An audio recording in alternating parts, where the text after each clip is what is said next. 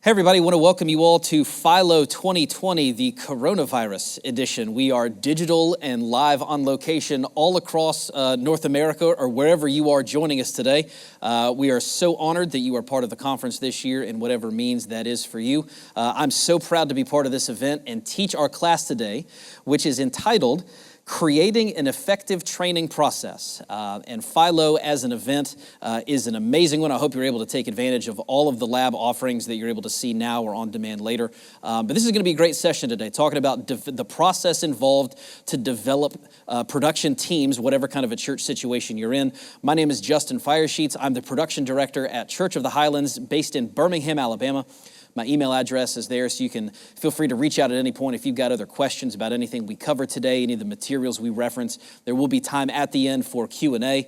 But again, I want to thank everybody behind the scenes at FILO for helping make this possible, because I'm believing this is going to be a great opportunity. This is a great experience for all of us to grow, because we all need to be on a process to be better. So that's why we're here today, learning about how we can get better as production leaders, for how we can make our teams better as we walk them through a process. Now, you may not be familiar with Highlands. I've been on staff here a little over 11 years, and as an organization, right now we currently have 22 locations spread across Alabama and Southwest Georgia. And one of the questions that we get very often is, how do you keep anything even remotely consistent across the board, given that we're so volunteer heavy and we have so many locations? And the answer is simple. It all starts in the training process, because I firmly believe that if we start off on a healthy and solid foundation of consistency with our standards and expectations, we can build out from there. And it's amazing what volunteers are capable of if you're clear about what path you want them to be on. And so that's what we're going to talk about today.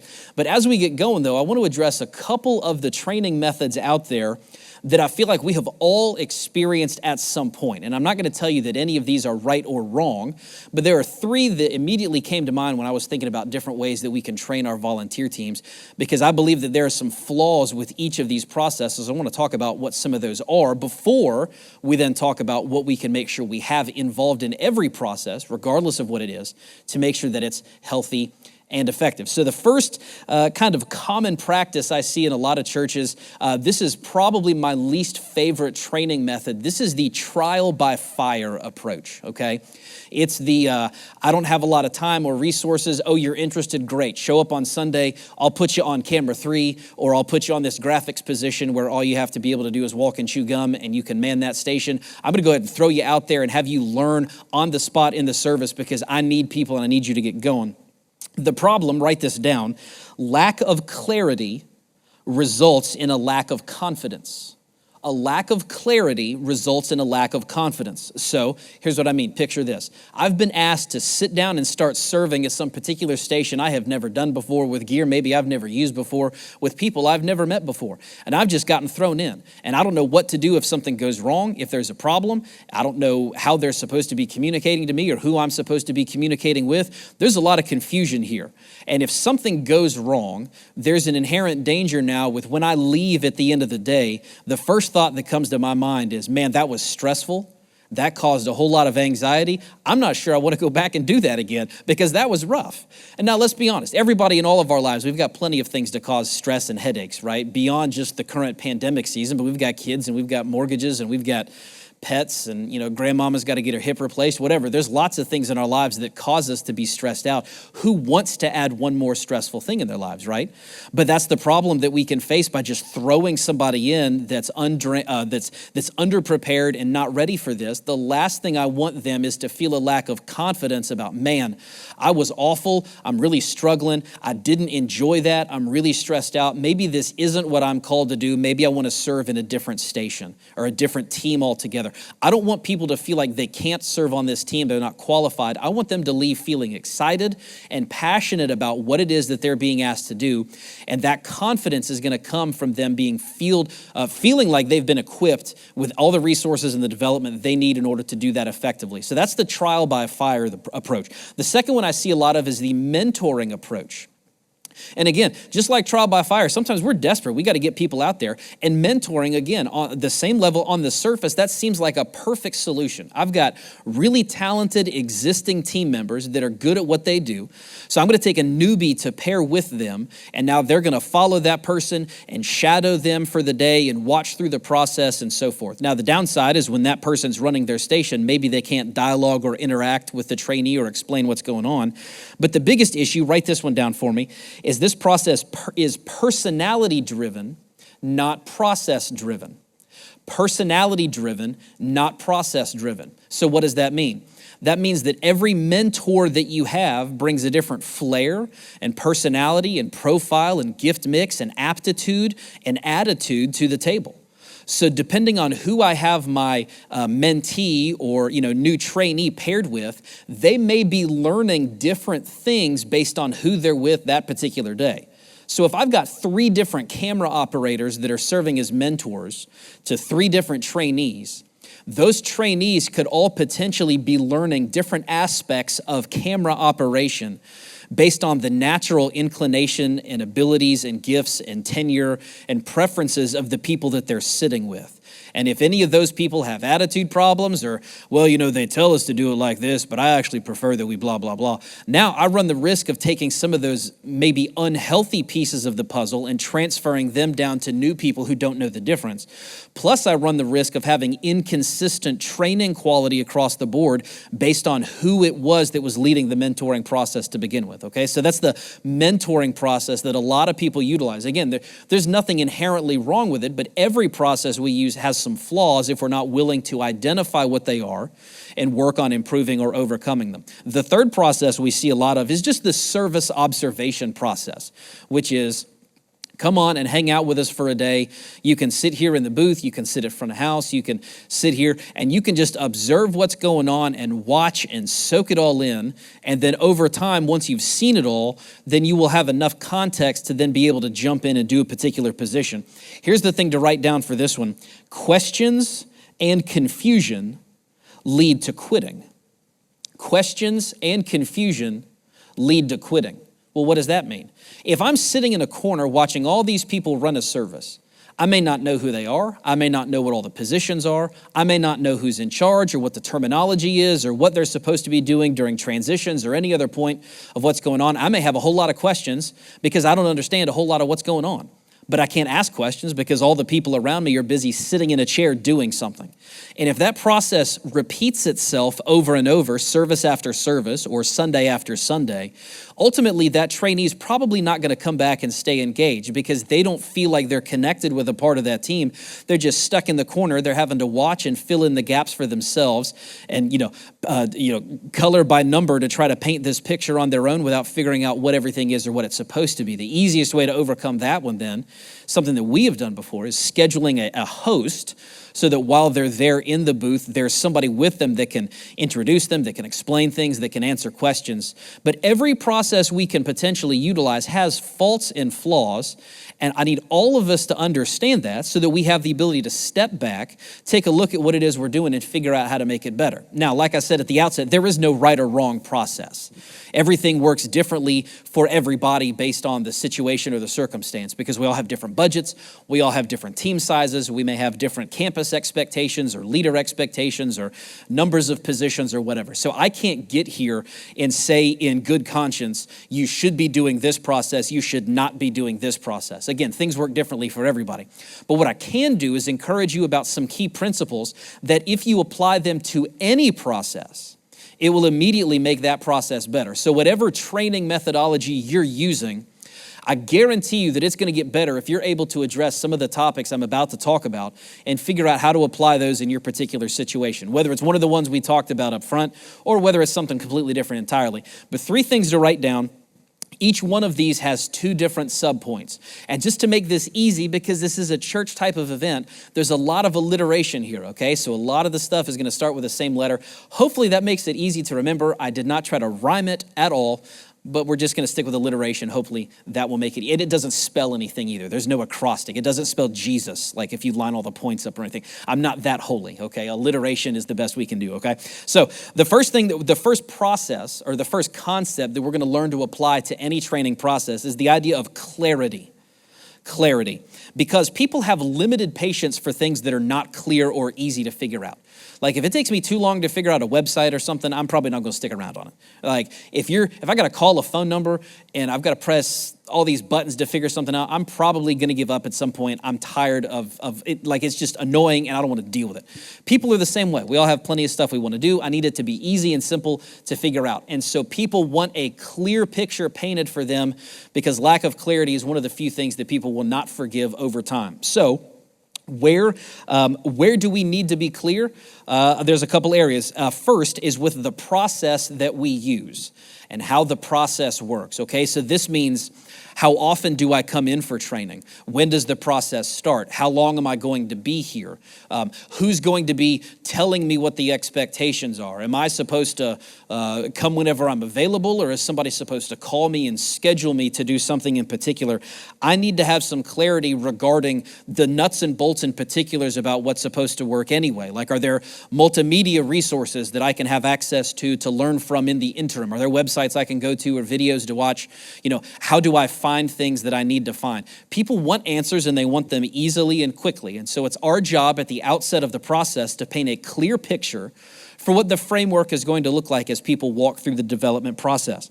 One of the worst things that we can do as tech leaders, and I've seen this a lot, is I'm going to wait for critical mass to build up among potential trainees. And then once we've got 5, 6, 7, 8, 10 people, then we're going to get in touch with everybody and then start a training process. I disagree with that methodology because if somebody's interested, I know that I probably have a small team and I need more people. I want to take advantage of their interest and their momentum as quickly as possible to start the onboarding process, because the longer that we have to wait for critical mass to build up so that I feel like it's worth my time, the longer we have to wait, the greater the odds that these other people's enthusiasm is naturally going to wane because it's been weeks or months since anybody was in touch with them. They've potentially moved on or joined a different team. And as Sweet Brown would say, I ain't got time for that. People want to move on with their lives. They're not going to sit around and wait for you if it's going to take 6 months to get a phone call about when to start training. If they're interested in serving, I want to try to get them in as quickly as possible. So I need to be clear about what that process looks like. Secondly, I need clarity when it comes to performance. Performance. And this is just painting the picture for people for what success needs to look like at any particular position that they're serving in. So whether it's audio, lighting, stagehand, it's a graphics operator or a camera operator. I need people to understand at the outset of the process what it takes for you to be successful at this particular position, because people need to know how to measure their progress through the process. They need to know how they're going to be evaluated. They need to know what a win looks like by the time they matriculate through all that at the end of the day. And so whether you want them to model their behavior after somebody that they're shadowing or mentoring, and we need to model it a certain way, or what we do at Highlands, we create what we call training benchmarks. So every position at every campus has an outline of all of the skills and the things that they need to be able to learn in order to graduate and move into the active serving process. That way, whoever's leading the process, whatever campus they're at, there's a guarantee that every ProPresenter operator is learning the same thing everywhere. They all know how to do a countdown timer or build a confidence monitor layout or what have you. They're all learning the same thing because it's all driven by these benchmarks. And like I said at the outset, when we were talking about the mentoring process, sometimes a flaw there is that the personality of the trainer can dictate what the trainee learns. And if you don't have clear benchmarks, you run the risk of that happening, because whoever's doing the training is going to train based on what they remember, what they're good at, the certain way that they do things. And if my trainers rotate in and out week to week or whatever, now different people might be training the trainees on different things, and there's no clarity for the whole process. So this is where there's value in having a clear process spelled out. And again, you can email me and I can send you a copy, sample of what some of the things are that we use for our development process at Highlands, because here's really the idea. I think of training process like an interstate on-ramp, where when you start the process, you're at the top of the ramp going 0. The goal is for you to merge into traffic at the bottom of the ramp going 70 miles an hour so you don't cause a 12-car pileup, because I need you to start serving actively and consistently without me having to babysit you and without you causing a wreck in the service, okay? So the training process is that on-ramp that gets you from 0 to 70. Now, where you are in that process and how close you are to merging into traffic is based on your speed, right? Now, if I'm driving and I'm getting ready to merge into traffic, I don't roll my window down and stick my head out and say, you know what, it feels like I'm going 58 and a half. I think I need to speed up a little bit. That's not how it works. There's something objective that I look at that clearly defines where I'm at in relation to my goal. It tells me, it's a speedometer. It says, you're going 58. And now I know, oh, I'm not quite there yet. Training benchmarks are the same way. They're just going to tell you, hey, you've done 6 things, but there's still 9 more left to go. And it's probably going to take you 4 or 5 weeks to finish this process and learn all of these things. That's really all we're doing. We're providing clarity at the outset for how long is the process going to last, how often should you be here, and what are the things that you should be expected to know over the course of this process, okay? So any process we're using, we need to paint that clear picture up front. Clarity is the key. The second thing we're going to teach during any training process is the idea of correction. Okay, so you see all my 3 main points are starting with C. You see where I'm going? And then the sub-points might be a little bit different. Okay, you're following me here. I like this. So the second point is correction, because we have to be able to get people back on the road if they've fallen in a ditch somewhere, okay? And this is where the trial by fire approach can be dangerous, because we're just throwing people out there. And if we don't have the margin to correct them over time, we run the risk of imprinting negative or incorrect behavior the longer they do something. And so how do we walk through the process of correction or implement the idea of correction? 2 ways here. The first one is consistent evaluation. Consistent evaluation, which means there needs to be a built-in way during the process to always let people know where they are, how they're doing, what they need to improve on. Because practice does not make perfect. Evaluated practice makes perfect. If you just cut somebody loose and they do something 100 times, all it means is they have learned 100 times how to do something the wrong way, okay? So if I'm not regularly working with them, nudging them back on track, I'm not imprinting the correct behavior over and over again. One of the things we struggle with a lot in the church world, I feel, is that sometimes we feel afraid to give that evaluation to people because we're afraid of hurting their feelings. I'm going to talk about this more here in a little bit. And so whenever people come, we're more apt to promote their effort or their attitude as opposed to their performance. And so they come and we say, hey, that was a great job, man. We'll see you next time. Well, is it really that their performance was a great job, or that it was a great job that they showed up on time and smiled and worked really hard, right? If we say the wrong things or we don't confront the right things, and I'm going to get to the idea of confrontation in a minute, by keeping things generic, we're unintentionally reinforcing the idea that people are doing things fine and there's nothing worth changing or fixing in their behavior. And if I don't provide some kind of regular evaluation, then now when we've gone weeks or months down the road, and they're struggling, and my pastor comes to me and says, hey, the lighting was really bad today. I'm not sure that person needs to be serving anymore. I lose the right to correct that person if I never walked through the process before that with them, right? So if I had never regularly had a conversation about, hey, you're struggling, we need to work on this, and now just out of nowhere I've popped up and said, hey man, you're on the struggle bus, I think we need to stop scheduling you for a while. They're just going to say, where are you coming from with this? You keep telling me great job. Like, you've never told me that I was struggling with this. This isn't fair that just out of nowhere you're telling me that I'm not good enough and I need to take some time off or go back to training. Like, what's up with that? This is why during the correction concept, there has to be a consistent way of giving people feedback. The second thing that's critical is the idea of confrontation, okay? Because you cannot evaluate without confronting. And initially on the surface, that seems like a bad, evil, awful, scary, mean, antagonistic word, because we think, ooh, there's gonna be fighting and arguing and yelling and people are gonna get upset. No, that's not what confrontation is. Con, with or together, front, facing. We're turning with somebody to face an issue. That's what confrontation is. I am turning with my front to face an issue. And a lot of times, again, in ministry world, We get over-focused on the grace side, where it's okay, we all make mistakes, none of us are perfect, it's fine, we just want you to serve with a happy heart, Jesus loves you regardless. We get so hyper-focused on the pendulum swinging the grace route that we forget about the fact that we're called to be, stewards of the gifts that we've been entrusted with, and that excellence helps us stand above and beyond. We forget about the fact that we need to get better at our craft. And so we're afraid to confront people because we don't want to seem like we don't have enough grace. But at the same time, maybe we're also feeling like, if I say something to them about the fact that they're struggling, what if they get offended and leave the team? I need depth. I need people. I'm afraid to have this conversation with them because they might leave and never come back.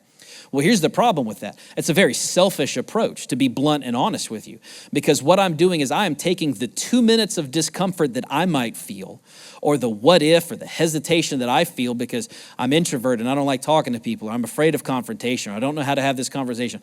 I am focusing more on my feelings and how it affects me than I am focusing on how this coaching and correction can help improve the other person's ability to serve effectively. Because as a leader, if I'm called to help people grow and develop as they steward their gifts well, part of that is self-reflection and evaluation and being self-aware enough to know where we've got problems and weaknesses. I can't just leave somebody in a ditch and hope they figure it out over time. That's a poor leadership job and a poor stewardship job on my behalf. It's my job to look after these people by helping them see where there are areas for improvement. And I'm going to come back to how the healthy side of that is tied in relationships. I'm going to talk about that in a little bit. But I owe it to people to have the conversation with them, because if I'm afraid to do that, because I just need warm bodies on my team, or I'm afraid I'm going to make them angry or upset, now they are, they're kind of languishing in a role that maybe they don't feel fulfilled at, maybe they're not good at, maybe ultimately at the end of the day, this isn't even the right team for them. But because I'm afraid to have a conversation with them, I can't help them get better or help them understand that, hey, maybe you know what? As much as I would like to do something on this team, maybe you're right. Maybe this isn't a natural aptitude of mine. Maybe I would be better off serving somewhere else. At the end of the day, we are all a 10 in something. Not everybody's a 10 at something on the production team. Some people might think they are, just like some people might think they're a 10 to serve on the worship team. But we don't let people serve that can't carry a tune in a bucket just because they feel like they're a 10 or because we're afraid of hurting their feelings. Sometimes you have to have that conversation and say, man, you might be passionate about this, you might love this, but this may not be the best fit for you. Let's figure out, A, how we can help you learn and train differently to see if there's maybe a different position you could improve at, or maybe there's just a different team, period, because I'm going to try to affirm you and say, God made you to be a 10 at something. You are called to make a difference, and we believe that you can get plugged in here in our ministry to serve effectively. This may not be the place, but I care more about how you are making a difference and how you feel fulfilled than I care about how awkward I feel during the 2 minutes of this conversation. So let's see what we can do to help you get a spot on a winning team here. This is why confrontation is so critical. It's got to be about the people that we're leading and about the process of helping them be better. Now, one other little soapbox that I get on from time to time about this idea of confrontation and correction. One thing that, if I step on your toes, I apologize. Okay, let me just say that in advance. But this is something I feel strongly about. A lot of people steer clear of the correction or confrontation side because, like I alluded to earlier, we're people and we're messy and we need grace and none of us is perfect. Or we start doing this thing about, well, Jesus did miracles with mud on people's faces.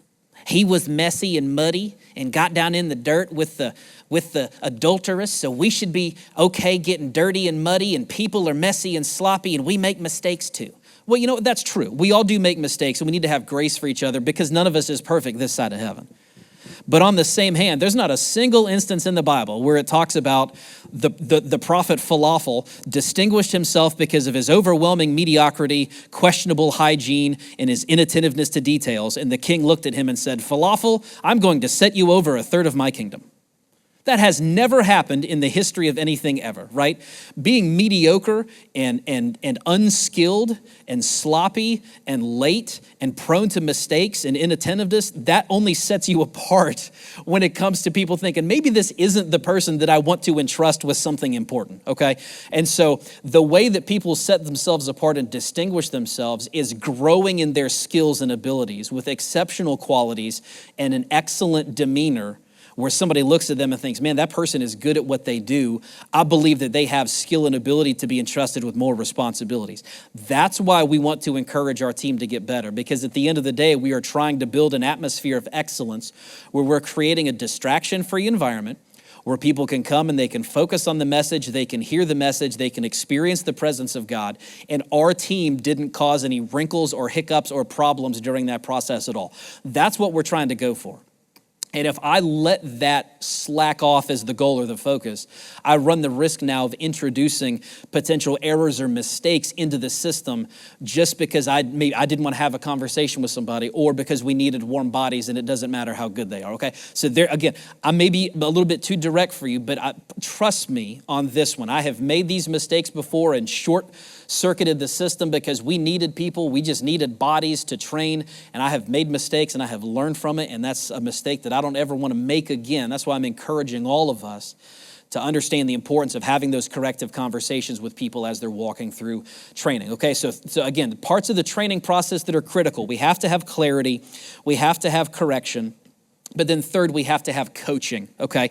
So as we, with the clarity, that's really more process and task side, and now you've seen through the correction piece, now to coaching, boop, now we're on the people side, okay? Because we need to remember that the development idea, as people come through and they're wanting to serve and be part of our team, it's not just about skill development, but it's also about people development. So two pieces under the coaching header that we want to write down. The first one is the idea about culture, where we have to coach is culture.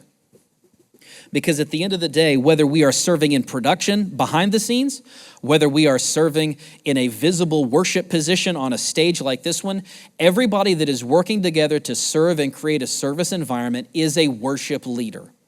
And we need to have the understanding of that as part of the culture of how we lead and build our team. And that starts with how we're teaching people during that development process.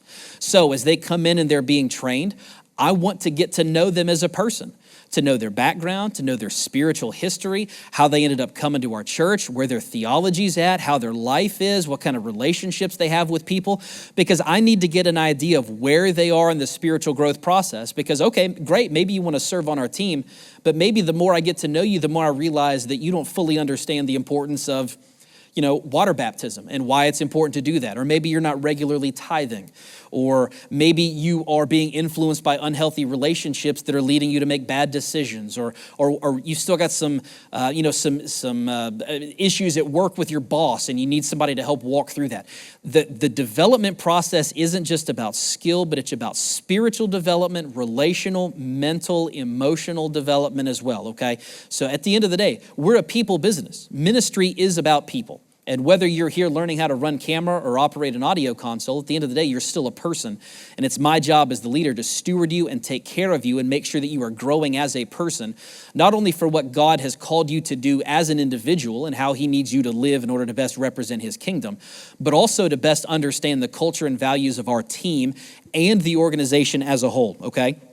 And so I've got another lab here as part of the FILO process that focuses strictly on team culture and values. So I'd encourage you to try to check that out, because I go down this path a whole lot more in depth about what we teach people on and why those type of things are important. But during this kind of culture coaching process, I need to make sure that the people that are helping me lead training are culture carriers. I need to make sure that they embody practices and principles and beliefs and attitudes that are consistent with the cultural behavior that I want my team to model. So now I need to consider the people that are helping me lead training. They may not need to be the most skilled people at every position. Remember, I may have training benchmarks as an outline that help pave the way for what people need to know. So you don't have to know it all up here or be the most experienced up here. You just need to be able to follow the steps and lead and explain that process, okay? But I really need people to understand what it means to embody the culture of our team. I need our trainers, more than anything, to lead with the culture that they embody and they understand. I also need to make sure during this training process that if there are people that are struggling with some area of their lives, spiritually or relationally or whatever else, I cannot cut corners and compromise integrity because I need their skill. Sometimes we have made this mistake in ministry where I know that guy's got an attitude problem. I know he's got this behavior problem. I know he's got this addiction issue, but he's really good at this particular position. Or I really need more depth at this role and this guy can fill that. So I'm willing to overlook and turn a blind eye to that guy's problems just because I need him to fill the gaps in this area. What I'm doing is compromising my integrity as a leader because I am saying that your skill and ability are more important than your character development, which is wrong. At the end of the day, again, we're a people business, and my job as a leader is to steward you as a disciple in Christ and as a person first before we even get to the skill side. And so I have to be okay, again, with some of those confrontation ideas or having a difficult conversation with you. I have to be okay having a conversation saying, hey, I know you're passionate about this, but let's slow the process down a little bit so maybe you can get in a small group, or maybe I can help connect you with some mentors that can help you learn and grow and help you walk through this season of life so that you're really healthy in the way you need to be. Because when we're serving, we are giving back out of an overflow. And if I don't have something in my soul to begin with, if I'm not healthy on the inside to begin with, then I don't have anything to give when I come on the weekends. This just becomes a job. It just becomes a task. It just becomes a ritual and a routine that I do.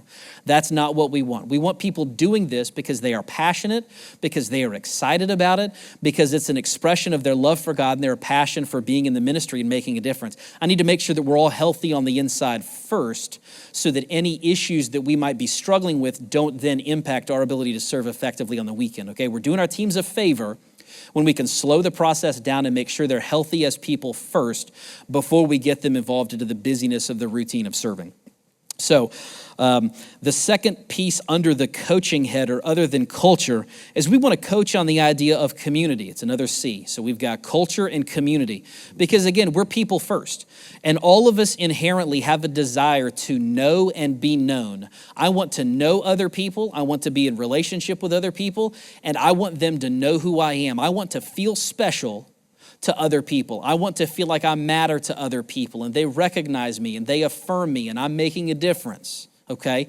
People want to be part of our teams because of the community that we're involved with. I heard a pastor say many, many years ago that when it comes to technical teams, people tend to come for the task, but they stay for the relationship, okay? Initially, the job seems exciting or fun, or look, I get to push blinky buttons, or I'm in charge of this, or I get to go in earlier, I get to wear a special t-shirt, or I get free donuts. Whatever the case may be, I come for the task. But over time, the excitement and the newness of that tends to wear off, and the task can become routine or mundane. What keeps people then sticking around beyond that?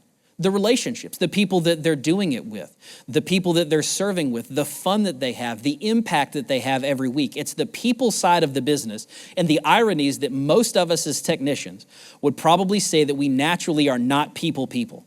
Maybe we're not outgoing. Maybe we're not extroverted. But we all need people in our lives. We all need healthy relationships. And we all want to know that somebody cares about us. And do we fit in on part of a team and we're making a difference? And those are the things that we can start building with our teams even during the training process.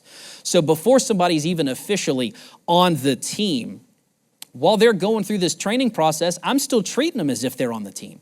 I still want to invite them to team hangout events and community bonding events. And hey, let's all go bowling, or let's do training and then let's all go to, dinner somewhere after the fact. There's still plenty of ways that I can build this sense of community early, because I don't want people to feel like they are working to earn a role on the team. I want them to feel like they are already part of the team from the moment they walk in the door.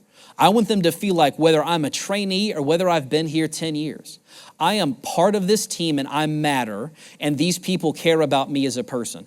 And so part of an effective training process has to involve a sense of community. It has to involve a sense of fun. Maybe there's some nights we do less training and we do more hangout time. We just order pizza in and we just goof off and have fun. Or maybe we watch a movie on a big screen. Or maybe we do production Olympics and see who can over/under their XLR cables the fastest. Or, whatever. We come up with ways to have fun because people need to know that this is a fun thing to do. The downside of serving in production is that this can be one of the most stressful, overwhelming, exhausting roles in ministry. You're often one of the first ones there, one of the last ones out. That's what FILO means, by the way, in case you didn't know that. First in, last out. That's where Todd and the team got the name from. And that's true for many of us in technical ministry. We're there early when it's dark. We leave maybe when it's dark, especially in the winter when the sun's only up for like 20 minutes, and we never get to see it at all. It can be long days. It can be exhausting. It can be, underappreciated and overworked for all that we do. And so we have to carry the idea of community and fun with what we're doing because other people external to our team may not be bringing the accolades and the affirmation. We need to look out for each other and make sure that we're building that environment ourselves. None of us can live life isolated as introverts.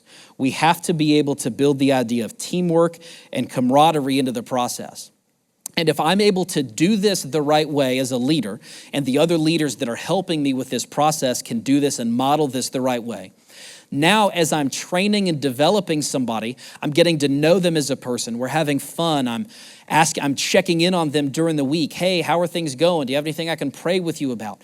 As I show that I'm invested in them as a person, in their mental and emotional and relational health, now I'm laying the groundwork for that inevitable confrontation season that I discussed earlier. Because we're always going to have a difficult conversation with somebody about areas we need to work on or grow or improve at. But if I have been able to establish first that I am bought into you as a person, I care about you as a person, I want to see you succeed as a person, and it's not just about rules and regulations. When I have been able to show that I care about you and value you, it is going to be immensely easier for you to receive that feedback that I'm giving because you know that I care about you. I've proved it. Time and time again, after days or weeks or months, you know that I am in your corner and I want to see you succeed and I'm affirming to you and I'm still going to be your friend tomorrow. But if I've never invested in you, I'm just some dude that's telling you that you're doing everything wrong. And then on the flip side, if I'm able to show you how much I care about you as a person and how much I want to see you succeed, and I'm able to build that healthy relationship, now as I show that level of investment in you, chances are it makes it that much easier for you to be willing to take extra steps to help me.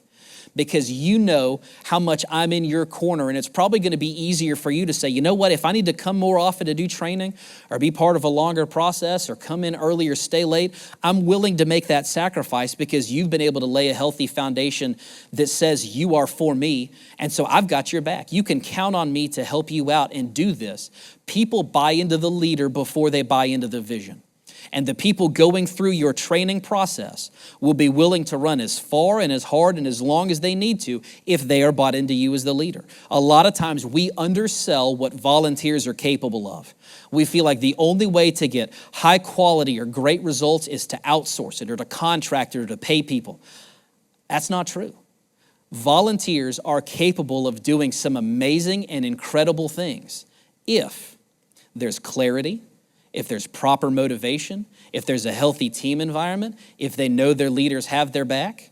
When those things are in place and they feel like they're part of a community that cares about them, where they're serving each other and they're doing this arm in arm with the people they're with every week, it's amazing the sacrifices that people are willing to make to push themselves beyond their comfort zone, to learn more, to try more, to do more, to make things better when they're in a healthy environment. And you can't wait until they're on the team. It starts during the training process. So whatever the methodology is that we use, this is why it's so critical that we start things off with a healthy training process and implement some of these principles, okay? Now, once we have these principles in place, again, any kind of training practice or system that we're using, there has to be a system of evaluation and feedback also built into this, okay? I would encourage all of you to consider that after people graduate, quote unquote, the process and start serving regularly, I'd consider you to have a regular touch point with those graduates, when they graduate, and then 30 days, 60 days, 90 days, whatever, to get their feedback on where they're at on the team, because they're going to graduate thinking one thing about how it means to actively serve, and now when they start doing it, they're going to see it a completely different way. And so now I can use their feedback and say, hey, what do you wish you had known? What should we have spent more time on? What do you feel like you should have been better at when you graduated? What are the things that we spent time on that maybe really at the end of the day don't matter very much? Now I'm able to use this as a process of evaluation so that they know they are making the training process better for the people that come after them. And so now I'm regularly evaluating this process, making sure that instead of it stagnating, it's consistently improving so that each generation of trainees is getting better and the system is getting better. Okay, because I need to make sure that the process and the end result are both achieving what I want them to do, okay? So why is training so critical? We'll wrap all this up and then we're gonna move to some Q&A. It's a principle of stewardship. We all wish we had bigger teams. Every church in America wishes they had more volunteers. We're a really big church with a lot of campuses and a lot of people, and I'm telling you, we wish we had more people just because sometimes it's hard to get people in production. We all probably pray, God, please send me more people. But here's the danger. If I don't have a healthy framework and a system and a team to bring them into, then why do I honestly deserve, quote unquote, to pray for more people to come into this process? If we are God's masterpieces, if we're the greatest thing that he's ever created, and God's looking down, trying to find a team to get people plugged into this particular church where they can make a difference. Is my team the one that's going to steward them effectively? That's going to help them grow and develop and achieve their full calling and potential? Because if I can't train 2 people, then there's no way I can train 20. And this is why it's so critical that we have a solid foundational development process in place. Because I need to pray with faith that more people are going to come, that our church is going to continue to grow. We're going to reach more people are going to be saved, more people are going to be members, more people are going to want to serve, more people are going to want to be in production. But if I don't have an effective way of ingesting those people, training and developing them and moving them through a pipeline to where they can actively serve effectively and make a difference, if I can't paint that picture, if I don't have that foundation, I have no right to expect the blessing at the end of the day. If I can't steward the ones I've got, then I'm probably not going to be able to steward the increase. So important that we have an effective training process in all of our ministries. Again, feel free to reach out if you have any questions. Again, here's my email address if there's anything else you need. But thanks for joining me today for this lab on creating an effective training process. Now we'll take a pause and then transition towards some Q&A. Thanks and God bless.